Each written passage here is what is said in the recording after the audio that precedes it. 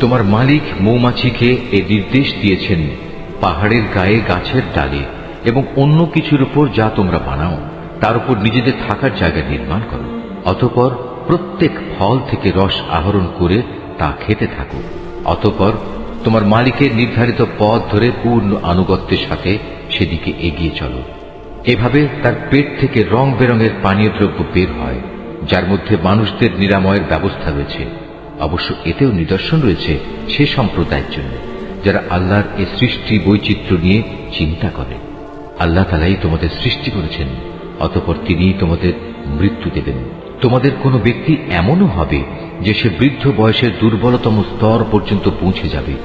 এতে করে কৈশোরে এবং যৌবনে কোনো বিষয় জানার পর সে পুনরায় অজ্ঞ হয়ে যাবে। আল্লাহ তাআলা অবশ্যই সর্বজ্ঞ, তিনি সর্বশক্তিমান। আল্লাহ তাআলা তোমাদের কাউকে কারো উপর রিজিকের ব্যাপারে প্রাধান্য দিয়ে রেখেছেন। অতঃপর যাদের এ ব্যাপারে শ্রেষ্ঠত্ব দেয়া হয়েছে তারা আবার তাদের অধীনস্থ দাস দাসীদের নিজেদের সামগ্রী থেকে কিছুই দিতে চায় না। তাদের আশঙ্কা হচ্ছে এমনটি করলে এই ব্যাপারে তারা উভয়ে সমান পর্যায়ের হয়ে যাবে। তবে কি এরা আল্লাহর এই নিয়ামত অস্বীকার করে? আল্লাহ তাআলাই তোমাদের মধ্যে থেকে তোমাদের জোড় পয়দা করেছেন এবং তোমাদের এই যুগল দম্পতি থেকে তিনি তোমাদের পুত্র পৌত্রাদি সৃষ্টি করেছেন এবং তিনি তোমাদের উত্তম রিজিক দান করেছেন। তারপরেও কি এরা বাতিলের উপর বিশ্বাস স্থাপন করবে আর আল্লাহর নিয়ামতকে অবিশ্বাস করবে? এবং এরা কি আল্লাহ তাআলাকে বাদ দিয়ে তাদের বানানো মাবুদের গোলামি করবে, যাদের আকাশমণ্ডলী ও জমিনের কোথাও থেকে কোনো প্রকার রিজিক সরবরাহ করার কোনো ক্ষমতা নেই?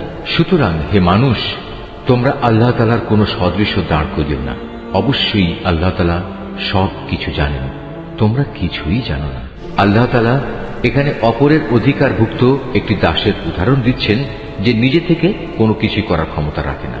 উদাহরণ দিচ্ছেন এমন ব্যক্তির সাথে যাকে আমি আমার পক্ষ থেকে উত্তম রিজিক দান করেছি এবং সে তা থেকে গোপনে ও প্রকাশ্যে ব্যয় করে চলেছে। তোমরা কি মনে করো এরা উভয় সমান? না, কখনো নয়। সমস্ত প্রশংসা আল্লাহ তাআলার জন্য, কিন্তু এদের অধিকাংশ মানুষই কিছু জানে না। আল্লাহ তাআলা আরো দুজন মানুষের উদাহরণ দিচ্ছেন।